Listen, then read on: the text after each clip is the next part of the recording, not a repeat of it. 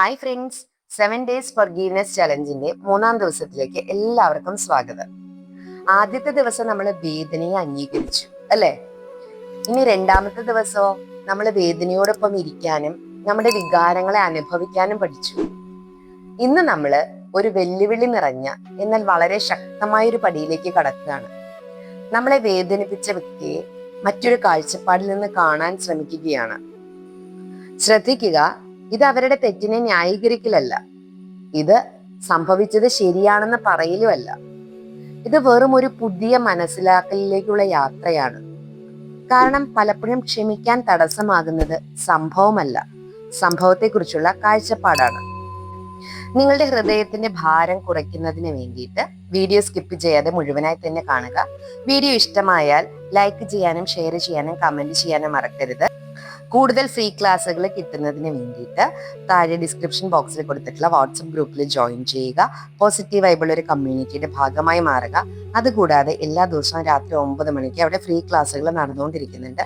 അതിന്റെ ലിങ്ക് ഗ്രൂപ്പിൽ ഷെയർ ചെയ്യുന്നതാണ്. ആളുകൾ എന്തുകൊണ്ടാണ് മറ്റുള്ളവരെ വേദനിപ്പിക്കുന്നത്? നിങ്ങൾ ചിന്തിച്ചിട്ടുണ്ടോ? ഒരു നിമിഷം ഒന്ന് ചിന്തിച്ചു നോക്കിയേ. നിങ്ങളെ വേദനിപ്പിച്ച ആ വ്യക്തി എല്ലായ്പ്പോഴും അങ്ങനെ തന്നെ ആയിരുന്നോ? അല്ലെങ്കിൽ അവർക്കും അവരുടെ സ്വന്തം മുറിവുകൾ ഉണ്ടായിരുന്നു? ലോകത്ത് പലരും മറ്റുള്ളവരെ വേദനിപ്പിക്കുന്നത് അവർക്ക് സന്തോഷം കിട്ടുന്നത് കൊണ്ടല്ല. പലപ്പോഴും അവര് ഭയപ്പെടുന്നവരാണ്, അവര് അസ്വസ്ഥരാണ്, അവര് സുരക്ഷിതത്വം അനുഭവിക്കാത്തവരാണ്, അവരുടെ സ്വന്തം വേദനയിൽ കുടുങ്ങിപ്പോയവരാണ്. അപ്പൊ ഈ മുറിവേറ്റ ഹൃദയങ്ങളെ പലപ്പോഴും മറ്റുള്ളവരെയും മുറിവേൽപ്പിക്കും. ഇത് അവരുടെ പ്രവൃത്തിയെ ശരിയാക്കുന്നതിന് വേണ്ടിയിട്ട് പറയുന്നതല്ല, പക്ഷെ അത് നമ്മളെ ഒരു കാര്യം മനസ്സിലാക്കാനായിട്ട് സഹായിക്കുന്നുണ്ട്. അവർ ചെയ്തത് എന്റെ മൂല്യത്തെക്കുറിച്ചല്ല, അത് അവരുടെ അവസ്ഥയെക്കുറിച്ചായിരുന്നു എന്നുള്ളൊരു കാര്യം. അതായത് വ്യക്തിയും പ്രവൃത്തിയും തമ്മിൽ നല്ല വ്യത്യാസമുണ്ട്. നമ്മൾ പലപ്പോഴും ഒരു തെറ്റായ പ്രവൃത്തി കണ്ടാല് ആ വ്യക്തിയെ മുഴുവനായി തന്നെ തെറ്റായി കാണും, ശരിയല്ലേ? ഉദാഹരണത്തിന്, ഒരാള് കള്ളം പറഞ്ഞെന്ന് വിചാരിക്കുക. അപ്പൊ നമ്മൾ ചിന്തിക്കും അവര് മുഴുവനായിട്ട് മോശം മനുഷ്യരാണ് അല്ലെങ്കിൽ മനുഷ്യനാണ് എന്നുള്ളത്. ഒരാള് നമ്മെ ഉപേക്ഷിച്ചു, അപ്പൊ നമ്മൾ ചിന്തിക്കുകയാണ് അവൾക്ക് ഒരിക്കലും എന്നോട് സ്നേഹം ഉണ്ടായിരുന്നില്ല, അല്ലെങ്കിൽ അവന് ഒരിക്കലും എന്നോട് സ്നേഹം ഉണ്ടായിരുന്നില്ല. പക്ഷെ മനുഷ്യരെന്ന് പറയുന്നത് ഭയങ്കര കോംപ്ലിക്കേറ്റഡ് ആണ്. അവരൊരിക്കലും ഒരു അത്ര ലളിതമായിട്ട് മനസ്സിലാക്കാൻ പറ്റിയ ആളുകളല്ല, അല്ലേ? പലപ്പോഴും തോന്നിയിട്ടില്ലേ? നമ്മളെ കുറിച്ച് തന്നെ ഒന്ന് ചിന്തിച്ചു നോക്കിയേ. നമുക്ക് തന്നെ പോസിറ്റീവ്സും നെഗറ്റീവ്സും ഇല്ലേ?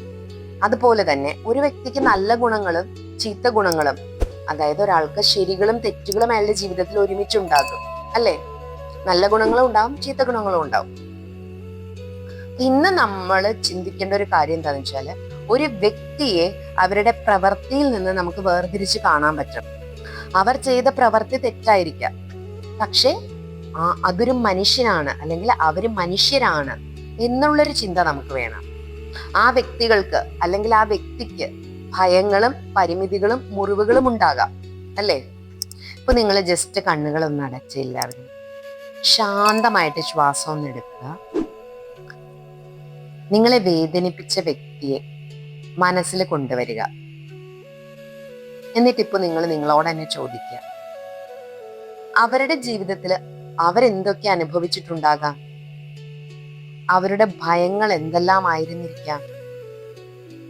അവർക്ക് ലഭിക്കാത്ത സ്നേഹം എങ്ങനെയായിരിക്കാം? അവർക്ക് എങ്ങനെയായിരിക്കാം അത് ഫീൽ ചെയ്തിട്ടുണ്ടാവുക? അവര് പഠിക്കാത്ത പാഠങ്ങൾ എന്തൊക്കെയായിരിക്കാം? ഇവയ്ക്കൊന്നും നിങ്ങൾക്ക് കൃത്യമായ ഉത്തരം വേണമെന്നില്ല. നമ്മുടെ ഈ എക്സസൈസിന്റെ ലക്ഷ്യം അവരെ കുറ്റവിമുക്തരാക്കലല്ല, പക്ഷെ അവരുടെ മാനുഷികത കാണാൻ ശ്രമിക്കുക എന്നുള്ളതാണ്. കാരണം നമ്മൾ ഒരാളെ വെറും വില്ലനായി കാണുമ്പോൾ നമ്മുടെ ഹൃദയം അടഞ്ഞു പോകും. പക്ഷെ അവരൊരു മനുഷ്യനായി കാണുമ്പോൾ നമ്മൾ മനസ്സിലാക്കാൻ തുടങ്ങും. മനസ്സിലാക്കുക എന്നാൽ അവർ ചെയ്ത പ്രവൃത്തിയെ ന്യായീകരിക്കുക എന്നുള്ളതല്ല, എല്ലാത്തിനെയും അംഗീകരിച്ചു കൊടുക്കുക എന്നുള്ളതല്ല. അതാണ് നിങ്ങൾ പ്രധാനമായിട്ട് മനസ്സിലാക്കേണ്ടത്. പലരും ചോദിക്കും, ഞാൻ മനസ്സിലാക്കാൻ ശ്രമിച്ചാൽ അത് അവർ ചെയ്ത തെറ്റിനെ അംഗീകരിക്കുന്നതല്ലേ എന്ന്. അതായത് ഞാനൊന്ന് മനസ്സിലാക്കാൻ ശ്രമിക്കുമ്പോൾ അവരാ ചെയ്ത തെറ്റിനെ ഞാൻ വീണ്ടും വീണ്ടും ന്യായീകരിച്ചുകൊണ്ടിരിക്കുകയല്ലേ, അതിനെ ഞാൻ അംഗീകരിക്കുകയല്ലേ ചെയ്യുന്നത്? അങ്ങനെയല്ല കേട്ടോ, ഒരിക്കലും അല്ല. നിങ്ങൾക്കൊരാളെ മനസ്സിലാക്കാം, പക്ഷെ അതേസമയം അവരുടെ പ്രവൃത്തിയെ അംഗീകരിക്കാതെയും ഇരിക്കാം. ഉദാഹരണത്തിന്, നിങ്ങൾക്ക് മനസ്സിലാക്കാം അവർ അവരുടെ ഭയത്തിൽ നിന്നാണ് അങ്ങനെ പെരുമാറിയത്. പക്ഷെ അതോടൊപ്പം നിങ്ങൾക്ക് പറയാം, അത് ശരിയല്ലായിരുന്നു, ആ ചെയ്തത് ശരിയായിരുന്നില്ല എന്ന് നിങ്ങൾക്ക് പറയാം. ഇത് രണ്ടും ഒരേ സമയത്ത് സത്യമാണ്, അല്ലേ? അവര് ചെയ്ത പ്രവൃത്തി ശരിയായില്ല എന്ന് നമുക്ക് പറയുന്നതിന് ഒരു ബുദ്ധിമുട്ടുമില്ല. പക്ഷെ അവരെന്തുകൊണ്ട് അങ്ങനെ ചെയ്തു എന്ന് നമുക്ക് മനസ്സിലാക്കാൻ ചെയ്യാം അറ്റ് ദ സെയിം ടൈം. അപ്പൊ ഫോർഗീവ്നെസ് എന്നത് നമ്മുടെ മെമ്മറി ഇറേസ് ചെയ്യലല്ല, ഇറ്റ്സ് ആൻ ഇമോഷണൽ ഫ്രീഡം. നമുക്ക് ആവശ്യമില്ലാത്ത ഭാരം ഇറക്കി കളയലാണത്. ഞാനൊരു കഥ കേട്ടിട്ടുണ്ട്, നിങ്ങളോട് പറയാം. ഒരു ശിഷ്യൻ തന്റെ ഗുരുവിനോട് പറയാണ്, എന്നെ വേദനിപ്പിച്ച ഒരാളെ ഞാൻ വർഷങ്ങളായിട്ട് വെറുക്കുകയാണെന്ന്. അപ്പോ ഗുരു തിരിച്ചു ചോദിച്ചു, നിനക്ക് അയാളോട് എത്രമാത്രം വെറുപ്പുണ്ടെന്ന് ചോദിച്ചു. അപ്പൊ ഗുരു പറഞ്ഞു, അദ്ദേഹത്തോട് നിനക്കുള്ള വെറുപ്പിനനുസരിച്ചുള്ള ഒരു കല്ലെടുത്തിട്ട് വരാൻ പറഞ്ഞു. അപ്പോ ശിഷ്യൻ വളരെ ഭാരമുള്ള ഒരു പാറക്കല്ല് എടുത്തുകൊണ്ട് വന്നിട്ട് ഗുരുവിന്റെ അടുത്ത് പറഞ്ഞു, ഇത്രയുമാണ് എനിക്ക് അയാളോട്ടുള്ള വെറുപ്പ്, അത്രയും തീർത്താ തീരാത്ത വെറുപ്പാണെന്ന് പറഞ്ഞു. ഓക്കെ, അപ്പൊ ഗുരു അദ്ദേഹത്തോട് പറഞ്ഞു, നീ ആ കല്ല് നിന്റെ തലയ്ക്ക് മുകളിൽ ഉയർത്തിപ്പിടിക്കാൻ പറഞ്ഞു. നല്ല ഭാരമുള്ള കല്ല് തലയ്ക്ക് മുകളിൽ ഉയർത്തിപ്പിടിച്ച ശിഷ്യൻ എത്രമാത്രം ബുദ്ധിമുട്ടിയിട്ടുണ്ടാവുമെന്ന് നിങ്ങൾക്കറിയാമല്ലോ. അപ്പൊ ഗുരു ചോദിച്ചു, ഈ കല്ല് ഇതുപോലെ എല്ലാ ദിവസവും ഉയർത്തിക്കൊണ്ട് നടക്കാൻ, ഫുൾ ടൈം നിന്റെ കൂടെ കൊണ്ട് നടക്കാൻ നീ തയ്യാറാണോ എന്ന് ചോദിച്ചു. അപ്പൊ ശിഷ്യൻ പറഞ്ഞു, ഒരിക്കലുമല്ല ഗുരു, എന്റെ കൈകൾ ഇപ്പൊ തന്നെ വേദനിക്കുന്നുണ്ട് എന്ന് പറഞ്ഞു. അപ്പൊ ഗുരു പറഞ്ഞു, നീയല്ലേ പറഞ്ഞത് നിനക്ക് ആ വ്യക്തിയോട് ഇത്രയും വെറുപ്പുണ്ടെന്ന്? നീ നിന്റെ മനസ്സിൽ ഇത്രയും ഭാരം ചുമന്നുകൊണ്ടാണ് എല്ലാ ദിവസവും നടക്കുന്നത്. എത്രയോ വർഷങ്ങളായി നീ ആ വ്യക്തിയോടുള്ള വെറുപ്പ്, ഇത്രയും ഭാരം നിന്റെ മനസ്സിൽ ചുമന്നുകൊണ്ട് നടക്കുന്നു. എന്നിട്ട് ഗുരു അദ്ദേഹത്തോട് പറഞ്ഞു, ഇനി നീ ആ കല്ലൊന്ന് താഴേക്കിട്ട് കളയാവോ? അപ്പൊ ശിഷ്യൻ അതുപോലെ ചെയ്തു. എന്നിട്ട് അദ്ദേഹം ചോദിച്ചു, ഇപ്പൊ നിനക്ക് എന്ത് തോന്നുന്നു? അപ്പോ ശിഷ്യൻ പറഞ്ഞു, വളരെയധികം ആശ്വാസം തോന്നുന്നു ഗുരു, കാരണം എന്റെ കൈക്ക് ഇത്രയും ഭാരം താങ്ങാൻ പറ്റുന്നുണ്ടായിരുന്നില്ല, അത് വിട്ട് കളഞ്ഞു കഴിഞ്ഞപ്പോ എനിക്ക് ഭയങ്കരമായിട്ടും ഞാൻ ഫ്രീ ആയതായിട്ട് തോന്നുന്നു എന്ന് പറഞ്ഞു. അപ്പൊ ഗുരു പറഞ്ഞു, ഇതുപോലെ തന്നെയാണ് നിന്റെ ഉള്ളിൽ കൊണ്ടു നടക്കുന്ന വെറുപ്പിനെ നീ ഉപേക്ഷിച്ചു കഴിയുമ്പോൾ നീ ഇമോഷണലി ഇതുപോലെ ഫ്രീ ആവും. നിന്റെ ഉള്ളിന്റെ ഉള്ളില് നിനക്ക് ഒരുപാട് ഫ്രീഡം കിട്ടും എന്ന് ഗുരു പറയുകയാണ്.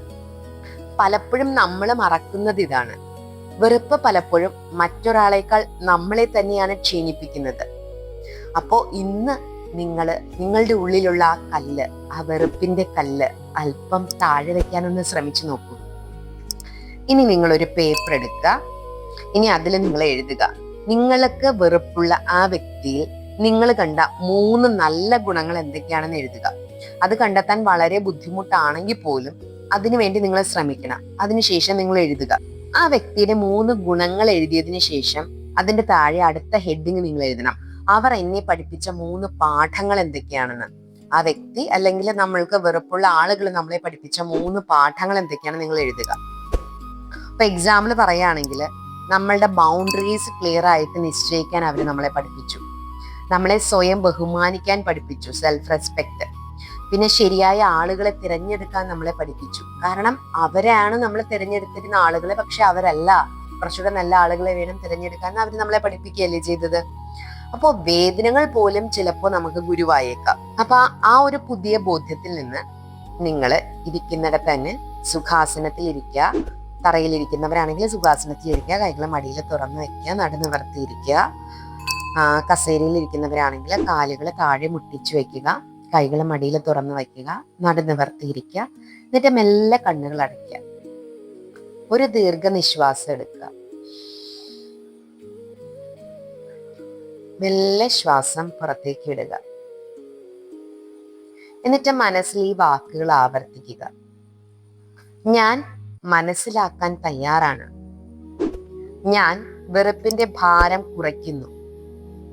ഞാൻ എൻ്റെ സമാധാനം തിരഞ്ഞെടുക്കുന്നു.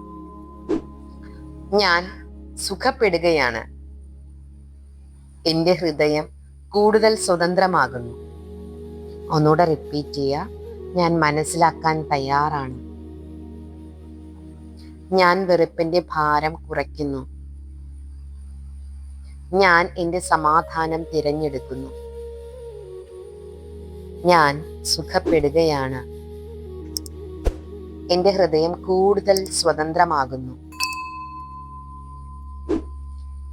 ഇനി നിങ്ങളുടെ ഉള്ളിൽ നിന്ന് നിങ്ങളുടെ വെറുപ്പിന്റെ ഭാരം വിട്ട് കളഞ്ഞുകൊണ്ട് നിങ്ങൾ ആ ഒരു ഇമോഷണൽ ഫ്രീഡം ഒന്ന് എൻജോയ് ചെയ്യുക. നന്നായിട്ടൊരു ഡീപ്പ് ബ്രെത്ത് എടുക്കുക. ഐ എം ഇൻഹേലിംഗ് പീസ് എന്ന് പറഞ്ഞിട്ട് ബ്രെത്ത് എടുക്കുക. എന്നിട്ട് വായിലൂടെ മെല്ലെ ശ്വാസം പുറത്തേക്ക് കളയുക. അപ്പൊ പറയാ, ഐ എം എക്സേലിംഗ് മൈ ഹേറ്റ്രെഡ്. എൻ്റെ ഉള്ളിലുള്ള വെറുപ്പിനെ ഞാൻ പുറത്തേക്ക് കളയുകയാണ്. എന്നിട്ട് നിങ്ങൾ ആ ഒരു ഫ്രീഡം ഒന്ന് എക്സ്പീരിയൻസ് ചെയ്ത് നോക്കി, അതൊന്ന് എൻജോയ് ചെയ്ത് നോക്കി. എന്നിട്ട് മെല്ലെ നിങ്ങൾക്ക് ആവശ്യമുള്ള സമയത്ത് കണ്ണുകൾ തുറക്കുക. ഇന്ന് നിങ്ങൾ ക്ഷമയുടെ യാത്രയിലെ ഏറ്റവും പ്രയാസമുള്ളതും ഏറ്റവും ശക്തവുമായിട്ടുള്ള ഒരു ചുവടാണ് എടുത്തിരിക്കുന്നത്. നാളെ നമുക്ക് സെൽഫ് ഫോർഗീവ്നെസ് എന്താന്ന് നോക്കാം. ഒരു കാര്യം പ്രത്യേകം ഓർക്കുക, മനസ്സിലാക്കൽ ക്ഷമയുടെ വാതിൽ തുറക്കുകയാണ് ചെയ്യുന്നത്. അപ്പോൾ നാളെ വീണ്ടും കാണാം. Thank you all, love you all. എല്ലാവർക്കും നല്ലൊരു ദിവസം ആശംസിക്കുന്നു.